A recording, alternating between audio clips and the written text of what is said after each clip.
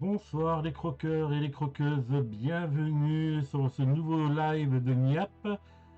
Ce soir, ça sera une soirée chronique étant donné que nous avons un invité spécial. Mais avant tout, la soirée sera animée par notre big boss du groupe, alias Valentin. Bonsoir Valentin. Toi? Voilà Valentin.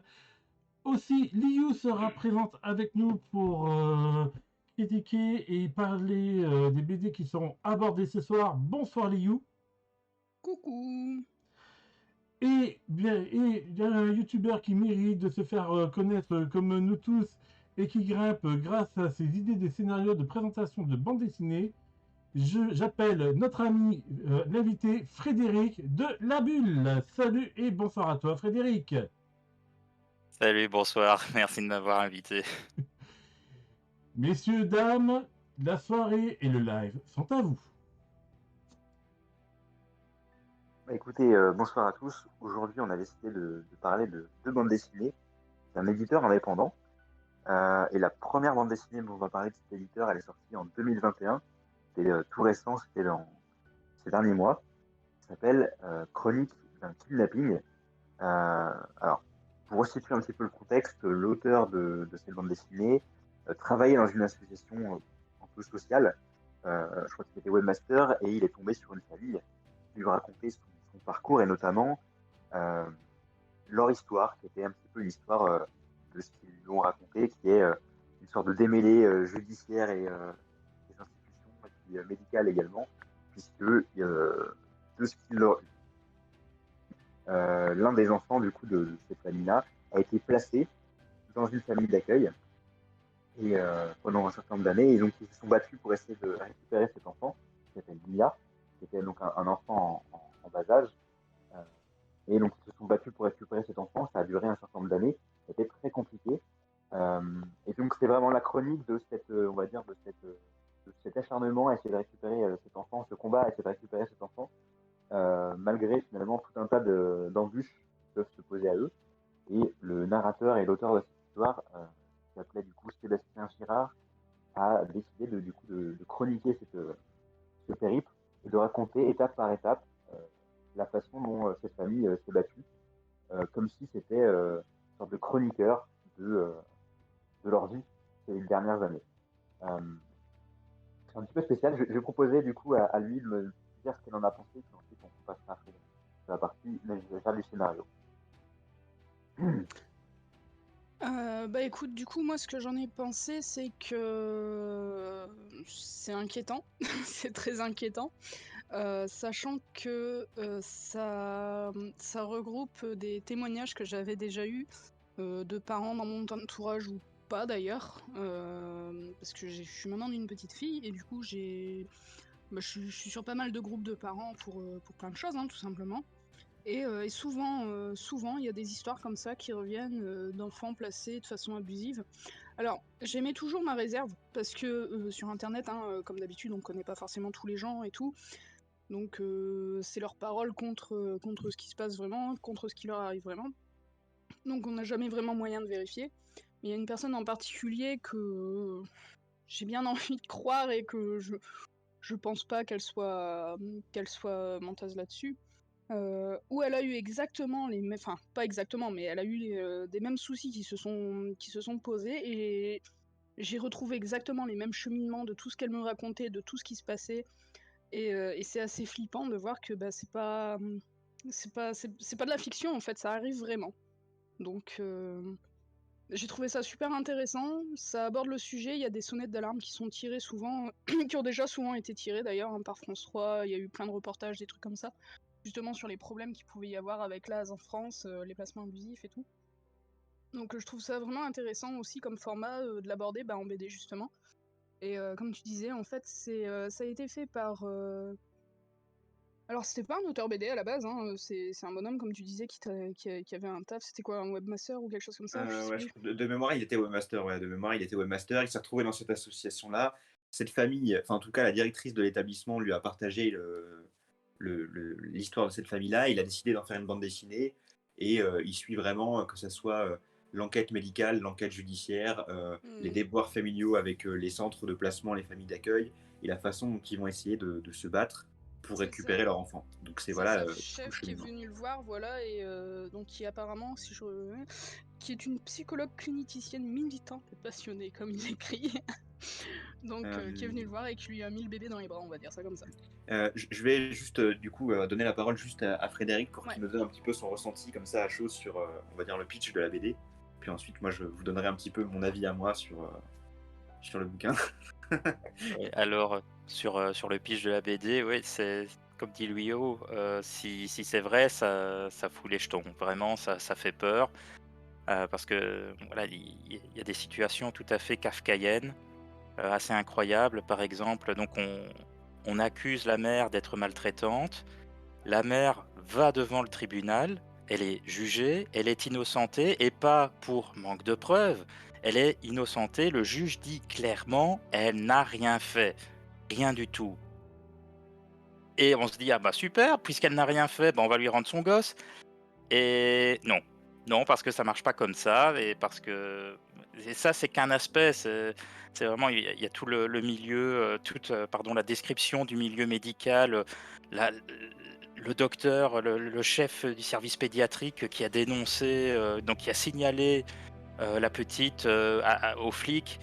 Et après, on apprend qu'en fait, chez elle, c'est un sport national, qu'elle veut être connue pour ça, être quelqu'un qui a signalé les maltraitances.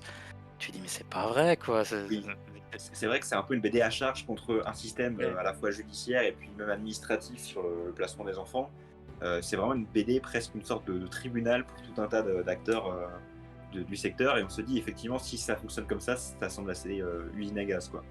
Euh, à titre personnel, pour autant, pour moi, il y avait un vrai problème sur cette bande dessinée, c'est que c'était justement, il y a un point de vue qui est évoqué, mais pas la diversité des points de vue. D'ailleurs, vous pouvez le voir là, avec les planches qui s'affichent à l'écran lors du live. On a donc l'avis de la famille qui est repris et donc, qui est incarné par les dessinateurs et l'auteur, mais surtout lorsqu'il fait intervenir les différents acteurs, que ce soit le médecin, le juge, il les fait parler en les caricaturant et en montrant en quoi c'est des gens qui sont malsains, malveillants, tout ça, alors qu'il n'a pas fait la démarche d'aller contacter ces personnes-là pour savoir ce que ces personnes-là avaient à dire. Et ça, je trouve ça dommage, et je trouve que du coup, la démarche, elle marche que sur une jambe, et malheureusement, ça m'a moins convaincu que s'il y avait eu une diversité d'acteurs et une diversité de points de vue. Il faut quand même remettre dans le contexte qu'il a fait aussi, bah, c'est pas son métier hein, à la base d'être journaliste ou je sais pas quoi.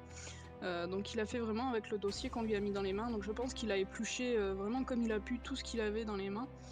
Et que malgré tout, je trouve que pour un mec qui avait jamais fait de BD, qui avait jamais touché à la BD, qui avait jamais voilà rien fait de tout ça, je trouve que ça reste pas déconnant quand même comme approche. Au début, d'ailleurs, je sais plus, c'est au début de la BD, hein, qui justement il dit que c'est pas son avis, il va essayer de garder un maximum de partialité d'impartialité parce que justement il traite l'information qu'on lui donne. Voilà, c'est là qu'il disait, même si la réalité est toujours déformée par la mémoire et la narration, je vais essayer d'en rester le plus proche possible. Donc parfois ma seule garante sera ma conviction, qui j'espère est une bonne garante. Donc voilà, donc là il le dit bien lui-même, voilà, sa parole c'est pas parole d'évangile, il traite avec ce qu'il a et il a sa bonne foi. Donc je pense que ça aussi faut quand même un petit peu le remettre aussi dans le contexte. Ouais. Frédéric, peut-être un avis là-dessus sur justement cette démarche un peu militante de... Oui, c'est ça, c'est comme tu as dit, c'est un dossier à charge, mais pas à décharge. Mais effectivement, Sébastien Girard n'est pas journaliste. D'ailleurs, c'est pas une BD vraiment reportage, hein, c'est pas du tout un documentaire réaliste, hein, il suffit de voir le style du dessin.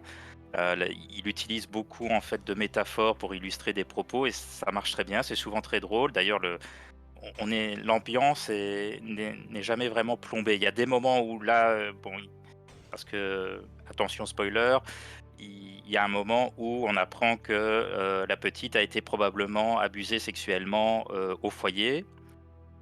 Et bon, là, et la façon dont il met ça en scène, c'est très bien vu. C'est la mère apprend ça au téléphone et il la dessine comme si elle se liquéfiait, littéralement, en apprenant ça.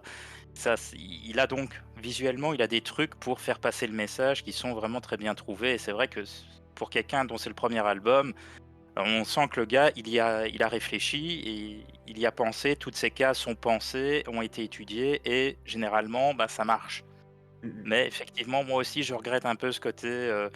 Voilà, je fais dire aux juges ou aux avocats ceci, cela, ou aux médecins ceci et cela, alors que Ouais, voilà, moi j'ai on ne le vraiment eu le sait. sentiment que avec cette accumulation justement de personnages caricaturés, que c'était presque une sorte de syndrome de persécution qui était étalé sur tout l'album par rapport à la famille. Et il y a une case qui m'a particulièrement marqué, c'est quand il explique la façon dont les personnes qui s'occupent justement des placements des enfants se seraient fourvoyées par rapport à les preuves qu'ils ont. C'est-à-dire, il a un schéma, il dit une preuve, en gros, on voit passer là une source, 5 informations différentes, c'est fallacieux.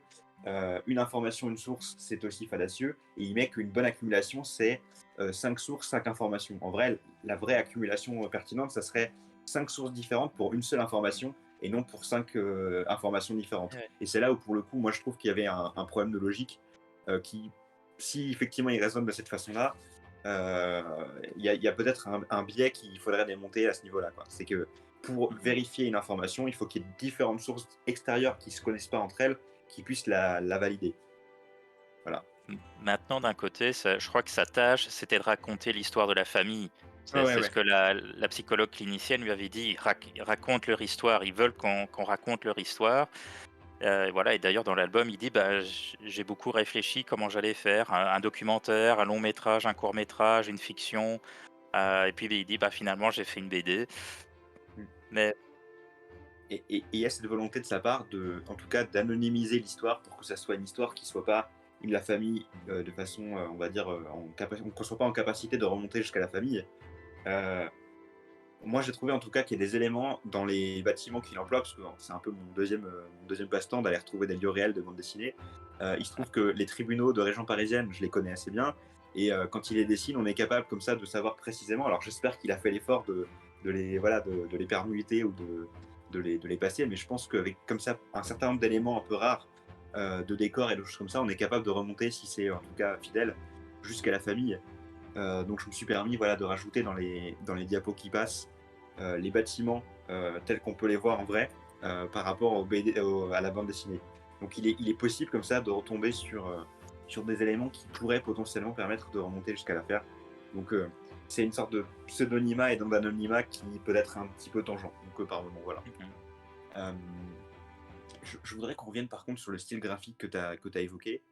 Euh, tu m'as dit quand on en a discuté juste avant ce live, que ça ressemblait quand même un petit peu à l'Arabe du futur. Est-ce que tu as envie de développer là-dessus, justement, en m'expliquant ce qui t'a oui, marqué? il y a un côté un peu Riyad Satouf, c'est-à-dire c'est un trait assez simple qui ne cherche pas à être spécialement réaliste, au contraire. euh, et surtout cette idée de la bichromie, donc deux couleurs sur les planches. Et je crois ici les planches essayent surtout, les couleurs sont choisies en fonction du lieu. Pour, par exemple, l'hôpital, c'est bleu et blanc, Pour forcément, véhiculer une émotion. Ouais. Mhm. et aussi pour véhiculer l'émotion. Euh, le, le, le bleu, c'est le calme, mais c'est aussi la froideur. Et bon, vous avez les médecins qui sont assez froids avec cette famille. Par exemple, il y a un moment, la mère pose une question à la chef, à la fameuse chef du service pédiatrique, et elle lui répond, je vais pas perdre mon temps à vous expliquer ça, vous ne comprendriez de toute façon pas. Euh, ah ouais, d'accord, voilà.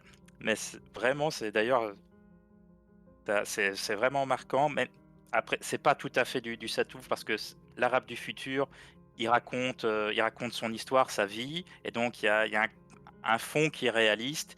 Et ici, comme je l'ai dit, il utilise pas mal de métaphores dans ses dessins. Ses dessins sont très métaphoriques pour faire mieux passer son message.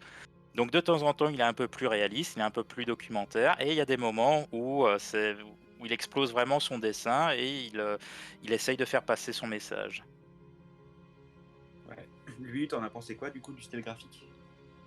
Bah, moi je l'ai trouvé intéressant. Encore une fois, faut rappeler que le mec, bah, c'est pas un dessinateur, c'est pas un, voilà, c'est pas un BDiste, Il a fait avec ce qu'il avait quoi, et je trouve que c'est vachement bien géré. Et comme disait Frédéric, c'est super intéressant ce traitement, on va dire bichromique ou monochromatique, parce que bon, enfin, par la couleur il y a le noir d'une case à l'autre qui change pour poser, on va dire le décor quoi. Et c'est vrai que les couleurs comme ça invitent à une émotion. Le bleu, comme tu disais, c'est le froid, c'est pas forcément le truc joyeux. T'as aussi du orange, je crois, qui est utilisé, du vert quand il raconte un petit peu le fond de. Il y a beaucoup de bleu, hein, surtout. C'est bleu, un petit peu jaune. Ouais. Quand il Gris. fait des apartés, ouais. Quand il fait des apartés, tout ça, il y a un peu de vert clair. Mais Et de les temps en apartés, temps, c'est intéressant. Ouais. Les apartés, c'est intéressant parce qu'il se met en scène, c'est-à-dire qu'il n'y a pas juste un pavé de texte qui te raconte le message. c'est ça. Il incarne finalement ce qu'il est en train de raconter en essayant de théâtraliser la chose, en s'incarnant en tant qu'auteur, de narrateur. Et donc, à un moment, il se déguise en avocat. Bon, il a mis un chapeau, il n'y a pas de chapeau en France sur les avocats, mais c'est pas grave, il a tout l'habit qui va bien. Et il te raconte un peu la façon dont il pense un petit peu les choses pour illustrer ou donner des éléments de contexte sur des situations. Et ça, j'aimais bien parce qu'il arrive à structurer son récit de telle manière à ce qu'on comprenne un dossier administratif qui doit faire des centaines de pages et qui doit être assez imbitable. Il arrive à le rendre à peu près digeste. Donc ça, c'est plutôt pas mal. C'est ça, moi qui suis allergique à ce genre de choses, là pour le coup j'ai quand même vachement été hypée quoi. Hein. Ah ouais non mais moi, laisse tomber, tu me parles de bureaucratie, de papier, mais tu me perds très loin quoi. Et comme je disais, c'était intéressant parce qu'il y a certaines pages où il va utiliser une deuxième couleur pour marquer un truc, je sais pas, à un moment quand il représente, tu vois, euh, quand il représente la médecin là, en petit diable comme ça, donc toute la page est jaune et puis le petit diable il est en rouge, tu vois, par Ouais. exemple. Ou quand il y a un renouvelé pour un an, ou quelque chose comme ça, le renouvelé pour un an, il l'a écrit en rouge, tu vois, c'est des moments forts, quoi, des moments clés souvent. Ouais, Donc, puis il joue ouais. quand même pas mal sur la forme des personnages, comme disait Frédéric tout à l'heure, sur pourquoi les émotions, ils vivent Ouais, des émotions, ils deviennent l'émotion qu'ils sont en train de ressentir. Donc c'est assez fort. c'est ça. C'est comme un moment, il parle de la petite, pareil, spoiler alerte.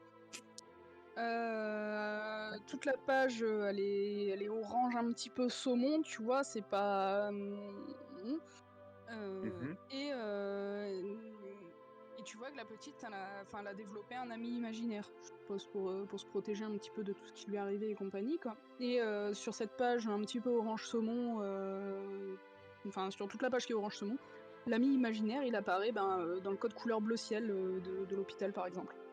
Et il se détache de la page. Donc il y a des petites choses comme ça, je trouve super intéressantes.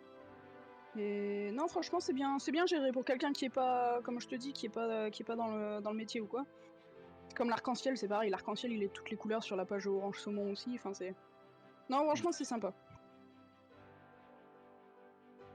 Donc en tout cas, globalement, votre avis sur la BD, vous la recommanderiez? Vous la recommanderiez Oui. avec peut-être des réserves ou peut-être pleinement à vos proches? Qu'est-ce que vous en diriez? Je te laisse commencer, Frédéric. Ah, merci. Oui, alors, il y a une chose dont on n'a pas parlé, et pour moi, c'est le gros point noir, parce que moi, je l'ai lu en version papier, Ouais. et Ah, c'est petit, ouais. c'est un livre de poche. C'est un livre de poche, littéralement. Ah, je l'avais pas Et, vu, ouais. et voilà, et Ouais. c'est pas pratique. C'est vraiment pas pratique. Donc ça, je sais pas si... Voilà, je sais pas ce qui s'est passé. L'éditeur a fait des choix, a dû faire des choix où l'auteur a demandé que... Mais bon, voilà, c'est vraiment pas pratique. Mais voilà, pour le reste...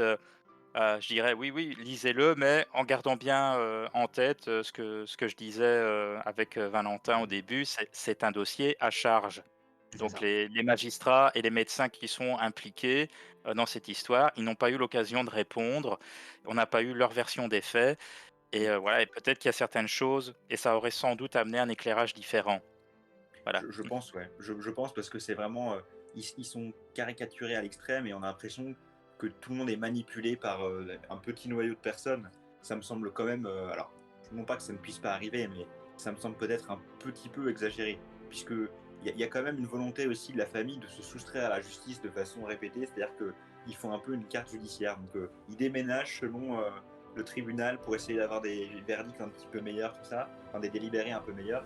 Et ouais, voilà, c'est un petit peu particulier et on sent qu'ils se sentent persécutés. Donc après, dans quelle mesure ils ont réussi à transmettre cette chose-là à l'auteur, je me pose la question, quoi.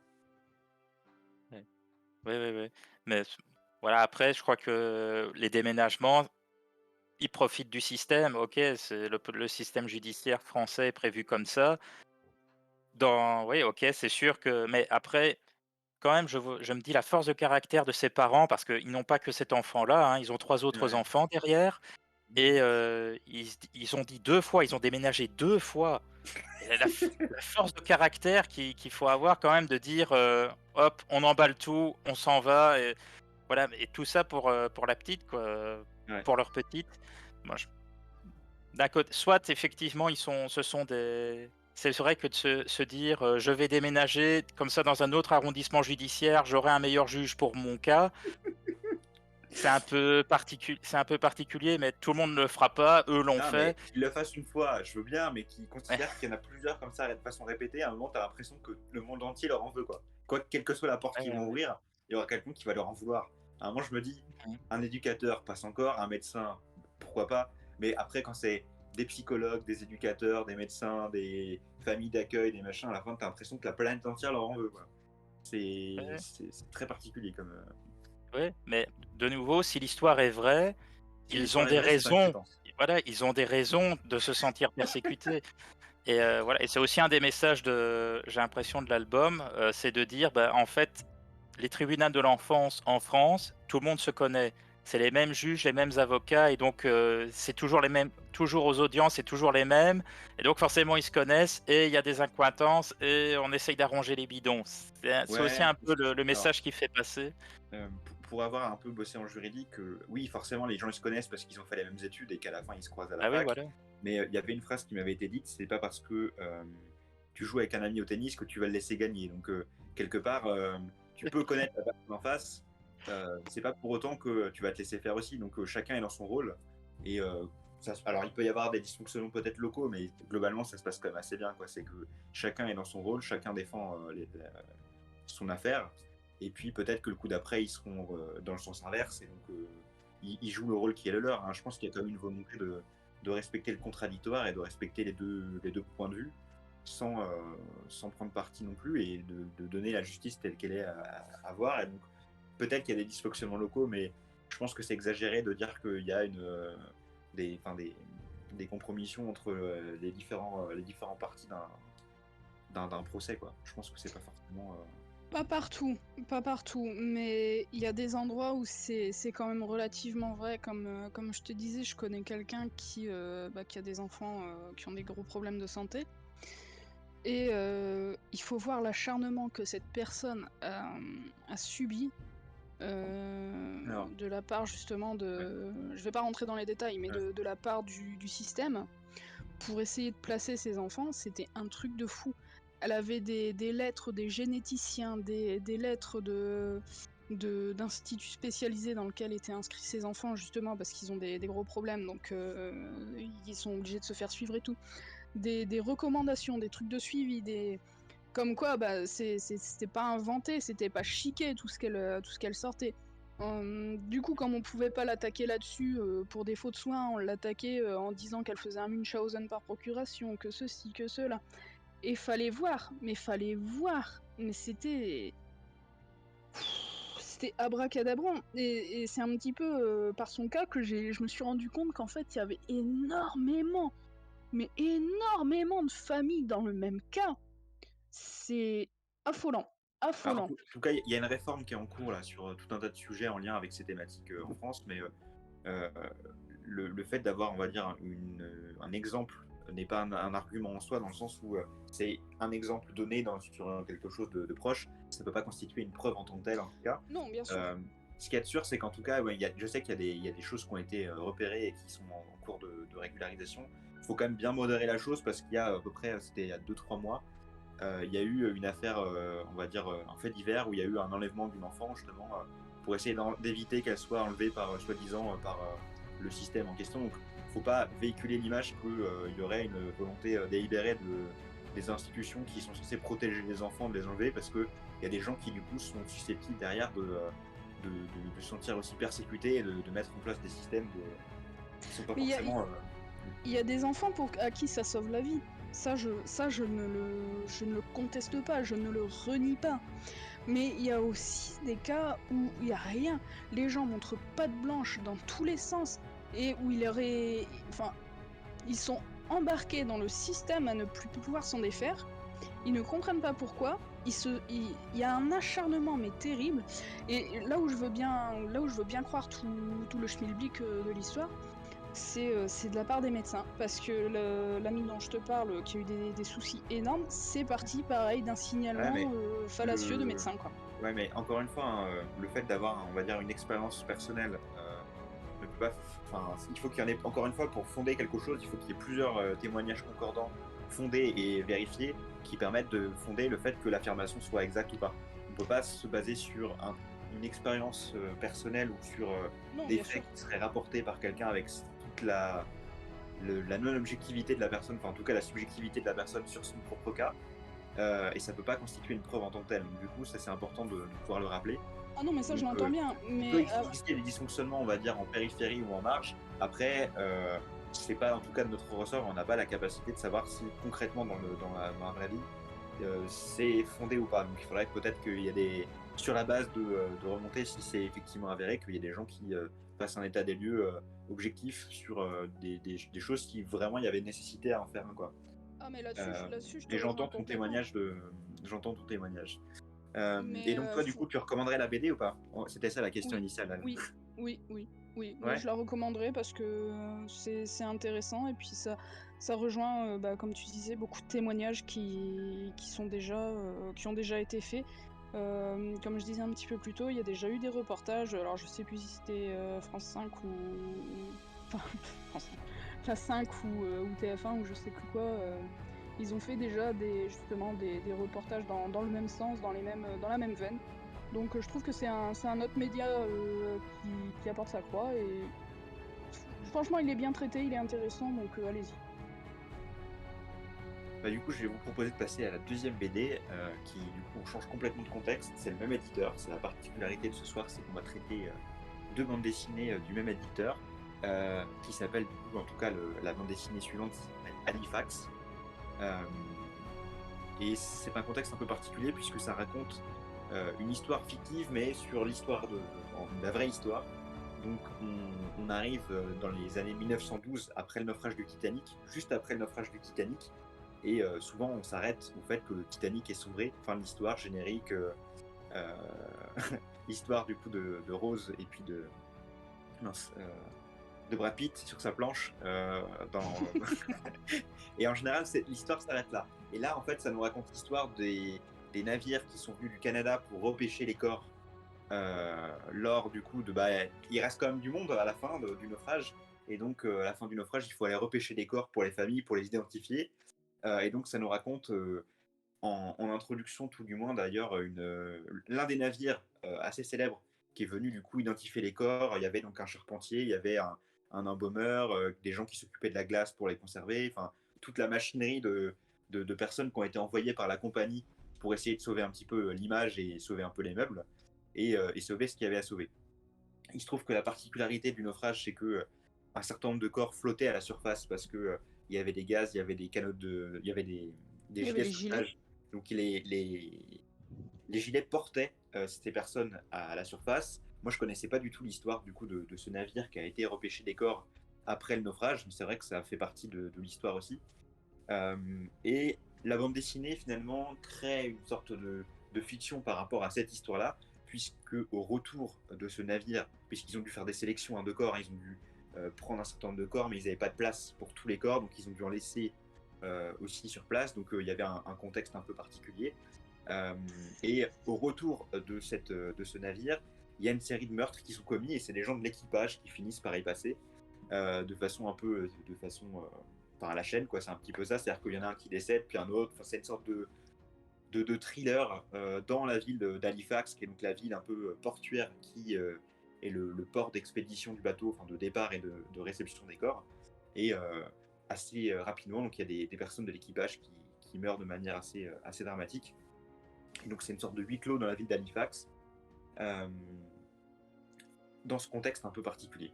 Et il se trouve que le personnage principal, il bosse dans les pompes funèbres, donc c'est assez original par rapport à des personnages qu'on peut voir d'habitude, mais c'est un secteur qui n'est pas forcément toujours évoqué.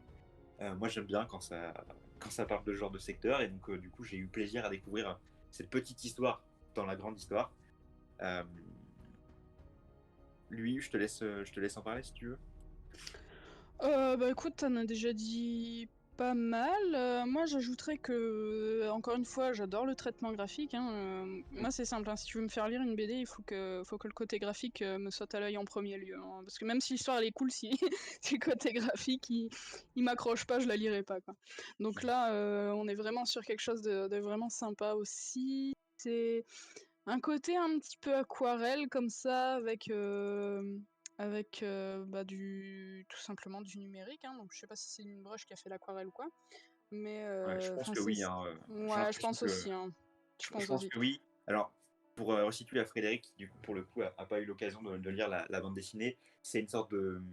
C'est pas de la couleur unie, c'est vraiment de la couleur un peu comme de la matière, tu sais. Ils font une sorte d'effet qui C'est fait ça. que Ouais, ouais. c'est un petit peu craquelé, comme si c'était du papier spécial, mais c'est plus un effet, je pense, de brush, Ouais, je pense numérique. aussi. Enfin, en tout cas, c'est vraiment super sympa.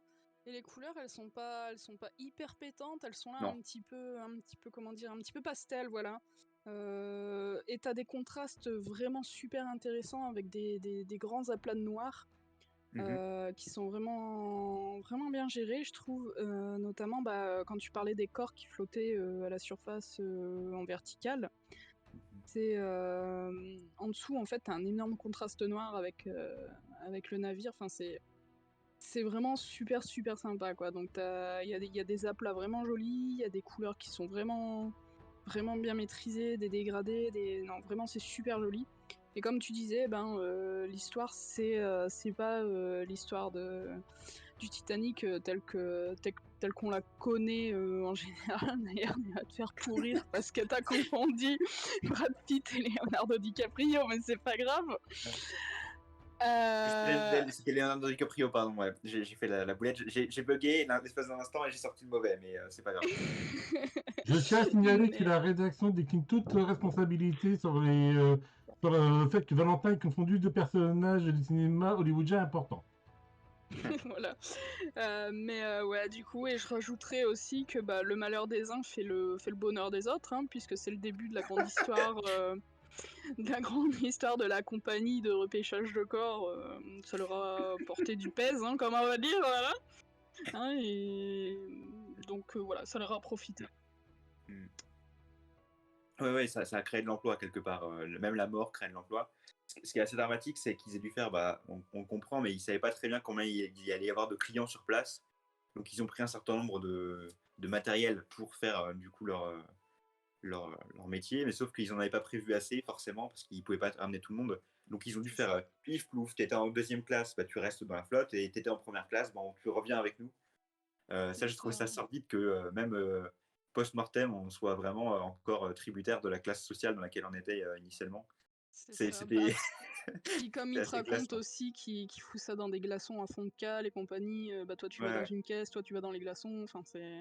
ouais, c'était. Bah, t'as Il même y une a deuxième le- classe, même une fois mort, tu t'es soit tu vois, en première ou en deuxième, quoi. C'est ça, c'est ça. Mais bah, comme je dirais, hein, sans mauvais jeu de mots, enfin, faire un petit peu d'humour noir.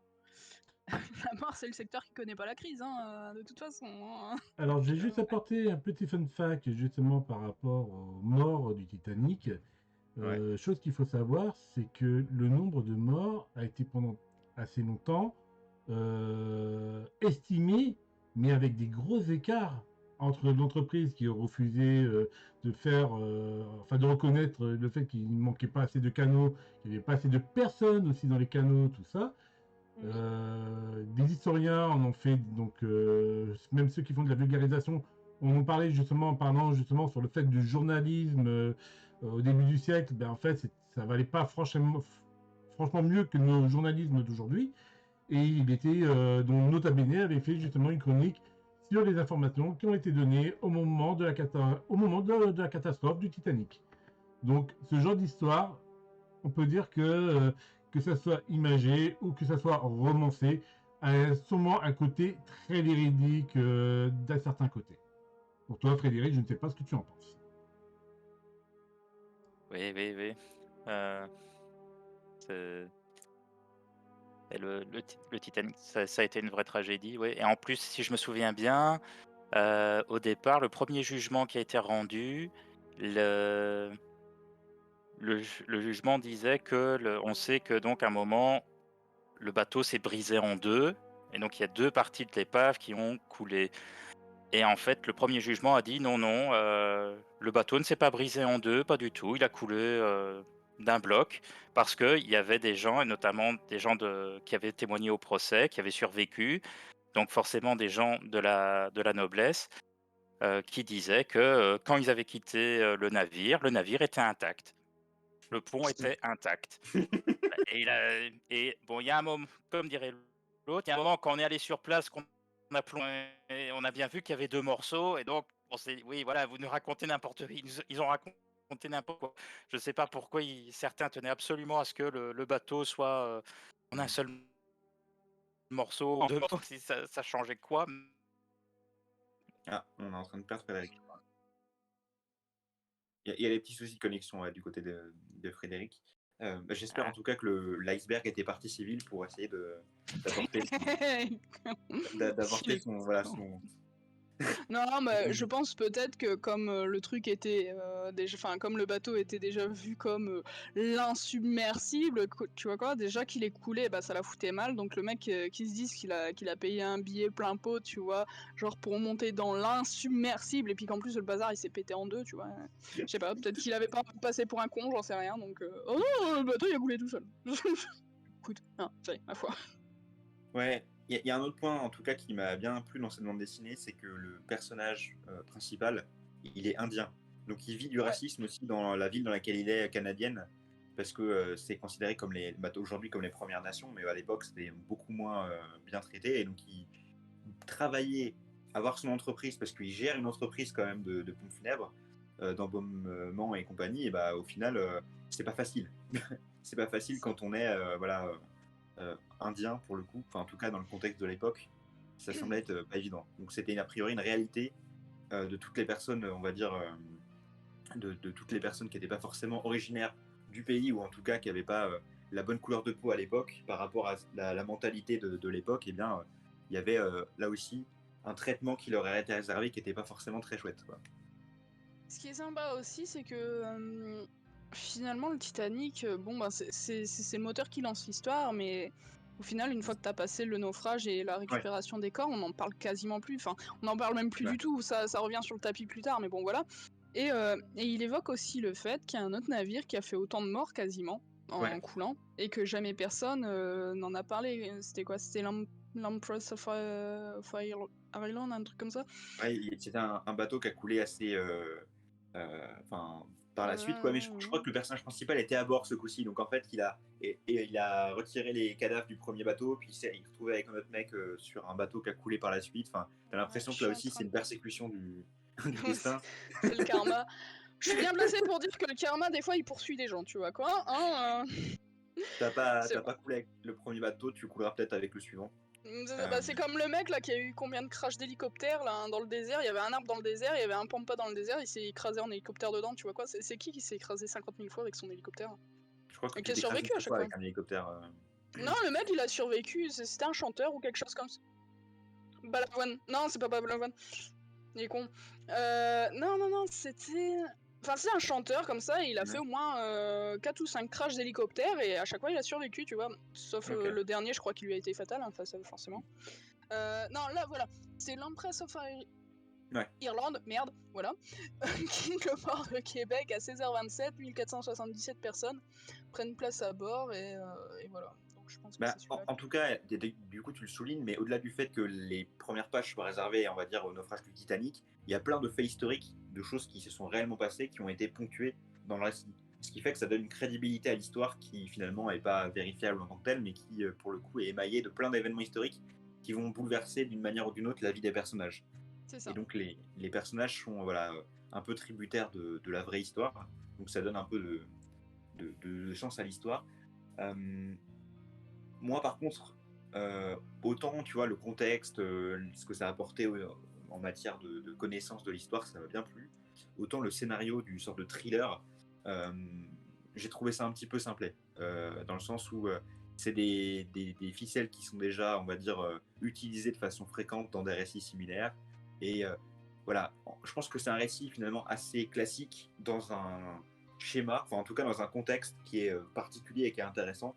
Mais en soi, le schéma du thriller m'a pas plus captivé que ça, puisque forcément, tu as des meurtres, donc tu as un meurtrier.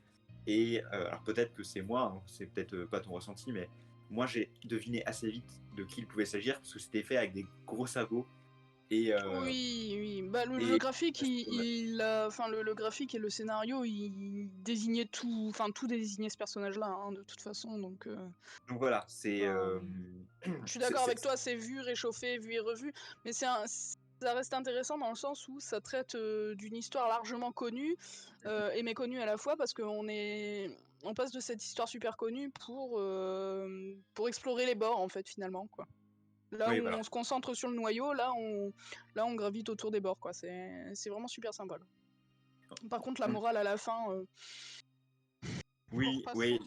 Ouais, après, ouais. Je spoile pas parce que voilà, sinon ça spoil tout le bouquin, mais voilà, hein, côté moral du personnage, ouais, ouais. J'ai pas trouvé ça terrible quand même. Mais bon. Ouais, au-delà de la conclusion du bouquin, moi, c'est vrai que le fait voilà, d'explorer des facettes de l'histoire qu'on connaît pas bien, avec une partie fictive, une partie réelle, j'aime bien. On avait traité Les Déracinés il y a quelques mois avec Julien, qui était un bouquin pareil, qui s'inscrivait dans la grande histoire avec une histoire fictive de personnages, mais qui était cohérente vis-à-vis du contexte. Ça, j'aime bien, parce que du coup, tu apprends des choses aussi. Tu vois, à chaque fois, souvent, les BD, il y a 10-15 ans, on décriait en disant oui, les gens ils lisent des BD, c'est pas très sérieux tout ça.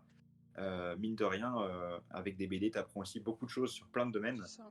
Et j'ai été attiré par le graphisme et j'ai appris un truc, alors qu'il y a fort à parier que j'aurais pas été creuser cette info-là, sauf à m'intéresser spécifiquement au sujet du Titanic et à creuser le sujet à fond. Mais voilà, j'ai été confronté à cette petite histoire et j'ai trouvé ça chouette. Il y a toujours beaucoup de préjugés sur la BD, hein. Aujourd'hui, demain, il y en aura encore. Enfin, c'est. Ma Ouais, mère, de- jusqu'à récemment, elle trouvait que c'était déjà pour elle c'était pour les garçons, et puis deuxièmement c'était pour les gamins, quoi, tu vois quoi. Jusqu'à ce que je lui fasse lire La Petite Mort qu'elle a aimée. Tu vois, comme quoi tout arrive. C'est souvent parce que les gens n'ont pas trouvé le bouquin qui va les faire C'est rentrer ça. dans, C'est ça. dans la bande dessinée. Sinon, c'est vrai que il y a une bande dessinée pour un peu chacun. Il y a plein de styles, il y a plein d'univers, il y Ouais. a des BD plus intellectuels que d'autres, il y a des choses un peu plus humoristiques que d'autres. Et chacun, il peut trouver son compte à partir du moment où tu sais à peu près ce qui plaît à la personne. Tu peux potentiellement l'orienter sur un bouquin ou plutôt qu'un autre. Ah, moi je suis convaincue qu'il y a une BD pour chaque personne sur Terre, c'est obligé. Je voulais qu'on fasse une parenthèse vis-à-vis de l'éditeur qu'on traite ce soir, qui sont du coup les éditions Félès. Jeune éditeur, puisque tu as la date, je crois, de création, lui. Je te l'ai envoyé, il me semble avoir vu 2018. Alors, attends. Ouais, c'était dans ces eaux-là, en tout cas. C'était dans les 3 dernières années, je crois. Je crois que c'était de 2019 ou 2018, dans ces eaux-là. Ouais, créé par deux passionnés en 2018, Giuseppe Manunta et Blandine Lanoux, C'est ça. qui ont cofondé les éditions Félès. Voilà. C'est ça, tout à fait. Donc là, on voit le logo. Donc c'est un chat un peu égyptien. C'est le logo de la maison d'édition. Et ils ont une particularité qui, à titre personnel, m'a bien plu. C'est qu'ils mettent en avant la volonté de faire imprimer leur bande dessinée en France. J'ai checké, moi, les imprimeurs via les mentions des bouquins. C'est imprimé dans l'est de la France. Donc c'est pas très loin. D'un point de vue environnemental, du coup, c'est une démarche qui est plutôt pas mal. Bon, après, Frédéric semblait plus mitigé sur le rendu final, plus la maquette de l'objet, plus que la qualité du papier. Je sais pas ce que ça donne, d'ailleurs, si d'un point de vue, on va dire papier, odeur de l'encre et tout ça, ça tient le coup. Est-ce que Oui, Mais là, ça va. Là, ça va. Franchement, là, y a rien à dire. C'est plus sur le format, en fait, toi qui t'a interpellé Et sur. c'est vraiment, voilà, ce côté livre de poche, c'est pas Bah, du en tout. fait, je pense avoir une petite explication là-dessus. Il faut quand même remettre dans le contexte que les chroniques d'un kidnapping, c'est quand même pas loin de 200 pages, si je dis pas de bêtises. Et que je pense que sur un format BD standard, ce serait jamais passé. Donc je pense qu'ils ont dû opter pour ce 258. format-là. Voilà. Ils ont dû opter pour ce format-là par souci de praticité, on va dire ça comme ça, je pense, hein, parce que Ouais. ça ressemble un petit peu à un format manga, hein, finalement, en termes de hauteur, non? Ou c'est un peu plus petit? Ou c'est plus grand? Non, mais vraiment, c'est les livres de poche tels que j'en ai ici dans Et au niveau du ouais, grammage du papier, ça donne quoi en fait? Enfin, un peu plus épais, un un peu peu plus plus épais, épais. mais Voilà. il y a quand même une Mm. marge au milieu du bouquin pour que le bouquin soit pas mangé par le milieu Bah, du. il y a des moments où il y a des moments où c'est compliqué Ok, ouais. parce que Ok. le truc, oui, c'est pas Ouais. toujours, tu vois? Ah ouais, il aurait peut-être fallu une petite marge de sécurité quand même. Ouais, Voilà, mais oui. bon, après, je sais pas ce que ça donne sur Halifax, que je l'ai lu en numérique, moi, Je comme pense que d'ailleurs ça doit être en BD. Chronique d'un kidnapping. Je pense que, alors, je sais que eux, ils veulent faire que du roman graphique a priori, donc des histoires un peu, voilà, un peu plus longues, peut-être un peu plus émotionnelles aussi, ou en tout cas des choses un peu fortes. Donc c'est un peu leur marque de fabrique que de vouloir faire du roman graphique. Euh, et ils ont une autre particularité aussi, puisqu'ils ont une démarche a priori environnementale qui est assez forte. Ils font des goodies écologiques, donc j'ai plus ou moins compris que c'était en bois pour les marque-pages. Donc des marque-pages, enfin, non pas du papier ou des choses euh, un peu traditionnelles, mais des marque-pages qui sont en bois, voilà, Moi, je notamment. trouve que c'est vachement important, surtout aujourd'hui, quand on voit tout ce qui se passe. C'est... Je comprends pas que ça soit pas plus généralisé que ça. Quitte à payer 1 ou 2 € en plus, tu vois, par exemple, bah, mes BD ou mes choses comme ça, bah, ça me dérangerait pas de mettre 1 € ou 2 en plus pour que ce soit bah, plus écologique, en papier recyclé, en encre qui soit pas... Parce que c'est pareil, les encres, on n'en parle pas souvent, mais les encres, ça pollue énormément également. Hein, donc moi, Ouais. franchement, j'estime qu'aujourd'hui, c'est quelque chose qui devrait être beaucoup plus généralisé, et pas qu'au monde de la BD. Hein. Moi, je m'en fous, par exemple, de lire un roman sur un papier qui est un peu jaune, tu vois. Je m'en fous. C'est pas le papier, il est pas blanc immaculé. Ben qu'est-ce qu'on s'en fout? De toute façon, tu vas le laisser au soleil, il va devenir jaune, quoi. Donc, tu vois, à partir de là, balèque, quoi. Non, franchement, je trouve que c'est super important. Et en ça, les jeunes éditions qui ont ce souci-là, elles méritent quand même d'avoir un gros pouce en l'air, quoi. Et donc, ouais, j'étais en train de regarder sur leur site, là, Halifax, elle est en 31-22 en termes de dimension, donc c'est vraiment un format BD. Hein. Je pense que c'est comme je disais, c'est que les chroniques d'un kidnapping, c'est Ouais. particulier parce qu'il y a énormément de pages, quoi. Ouais. C'est vraiment très très conséquent en termes Mm. de bande dessinée. Ouais. 271 pages, ouais. Tu vois, quoi, donc... Combien, pardon? 271, je vois ici sur Ah le ouais, site. c'est presque un bouquin juridique pour le coup. Ben, c'est ça, c'est ça. Et pourtant, moi qui suis allergique à tout ça, tu vois quoi, mais en une demi-heure, je l'ai lu le truc, tu vois. Je t'ai dit, mais franchement, ça se lit tout seul, et je me suis même pas rendu compte que j'avais bouffé 271 pages, tu vois. Et Ouais. pourtant, pour moi, c'est le genre de truc indigeste que normalement, je m'en approche pas, quoi, tu vois. Parce que tu l'as expliqué, la thématique en tout cas t'intéresse parce que t'es maman et que du coup forcément c'est le genre de thématique qui est sensible C'est et que ça. bah du coup ça a trouvé son public quoi. Donc voilà, C'est peut-être ça. aux parents et ça peut potentiellement intéresser. Ah bah écoute, je Euh, leur ai fait une vente auprès d'un ami qui a ses parents en famille d'accueil, et donc il leur a acheté une version, voilà, enfin un bouquin. ouais, nous en tout cas c'est vrai on essaie de conseiller un maximum de bandes dessinées, notamment sur la chaîne YouTube de Niap. Peut-être que certains d'entre vous verront ce replay sur la chaîne. Et il se trouve que sur YouTube, on n'est pas les seuls. Il y a aussi donc du coup Frédéric que vous voyez à l'écran, qui a aussi sa chaîne YouTube, entre autres choses, puisqu'il a aussi une page Facebook assez active, et où il parle aussi de bande dessinée franco-belge. J'en ai pas nombreux, donc c'est aussi important de pouvoir voilà, en discuter tous ensemble. Euh, Tu nous présentes peut-être un peu plus en détail ta chaîne et les choses que tu prévois de faire dans les prochains mois. Ça pourrait être intéressant. Voilà, alors donc la chaîne c'est La Bulle, l'émission BD. Donc c'est des émissions, soit des réactions sur les sorties, même si ça fait un moment que j'en ai plus fait, et des épisodes scénarisés sur un album ou une série de la BD franco-belge. Parfois même j'ai fait deux hors-série. Donc là c'est sur des anecdotes en fait de la BD franco-belge. Par exemple le premier hors-série c'était sur l'album numéro 5 de Gaston qui pendant très longtemps n'a jamais existé en grand format. Allez voir la vidéo pour comprendre. Et voilà, ici j'ai aussi fait un nouveau format qui s'appelle Mes albums préférés, où j'essaye d'expliquer pourquoi tel album dans une série ou tel one-shot est un album que j'aime beaucoup. Voilà, voilà, vous pouvez aller voir tout ça. Je suis assez content des 3 dernières, donc mes albums préférés sur Ricochet, contre Sherlock. Et alors j'ai fait un remake de mon 2e épisode sur Histoire sans héros et 20 ans après de Vanna Medani, avec une Et amie du coup, qui a toi, été très gentille pour réaliser. t'as vraiment une partie scénario en plus, un peu comme le jour du grenier sur la mise en scène de la bande dessinée dont tu Voilà. parles. Mais avec des moyens beaucoup plus limités